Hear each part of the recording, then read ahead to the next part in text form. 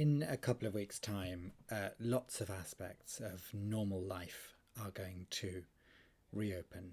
Bars, pubs, bookshops, shops.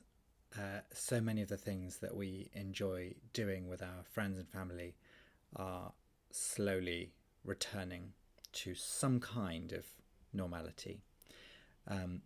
One of the exceptions to that is theatre. Theatres have been told that we can reopen on the proviso that we don't make any live entertainment. That's quite a tricky proposition because we're sort of in the live entertainment business. Furthermore, the difficulty of seating people within a theatre and maintaining any kind of social distancing means that we cannot operate at anything like our normal capacity. And we have no news on insurance, we have no news on government investment, we have no news on a selection of loans that the theatre sector has proposed, and we have no news on a rescue package for the hundreds of thousands of theatre freelancers who are indefinitely out of work. So in the absence of that news, and watching the steady and increasingly rapid collapse of the industry around us as we observe so many of our colleagues in our partner theatres being made redundant, we have taken at Jermyn Street Theatre the difficult but right decision to remain closed until the end of 2020. That's not something we ever imagined we would have to do. It's not something that we wanted to do. When we look across to mainland Europe, we can see theatres reopening. We can see a roadmap to recovery. Here we can see talking of a limited extent. In Europe, we can see action. We can see our colleagues returning to their buildings and starting to open them up again in a safe way, with social distancing in place and with the funding that they need to make that possible. We don't have any of those things in place. Being closed for a theatre is not only counterintuitive and against everything that we feel is right, but it's also ruinously expensive.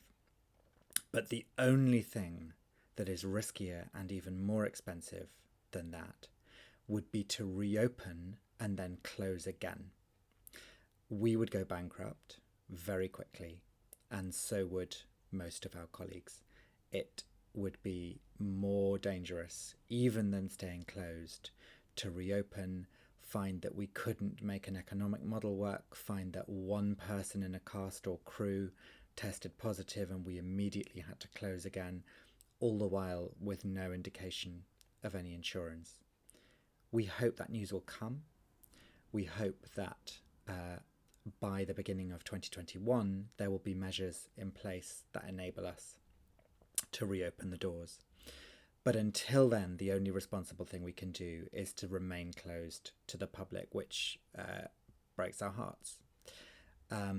We are going to be putting together a really exciting package of online work, some of it created in our empty building, and we're going to continue to develop new artists, we're going to continue to entertain our audiences, and we're going to continue to bring people together across our theatre family. But it's with huge regret and in the absence of any government guidance at all that we say we have to keep the doors closed. If you can, write to your MP, please do so. Tell them that you care about theatre. Tell them that it matters to you and why. There are now lots of resources online that could help you to do that, but the most important thing is to write those emails so that people realise in Parliament that this is a really serious situation and a much loved world-leading industry is on the brink of collapse. It is a question of if, not when, theatres reopen. Theatre will endure. Theatre, I am entirely confident, will last as it has always lasted for thousands of years. Theatres have seen off plagues and wars and goodness knows what else, and consistently reopened stronger than ever. But if you value the theatre that exists now, if there are theatres that you love, if there are buildings that you love, if you don't want that recovery to take a decade or two to get back to anything like the volume of theatre that is being produced now and the number of people employed by it, then I would urge you to do something about it and write to your MP. Till we can see you again, do keep in touch with us by email, on social media, or give us a ring. Thank you.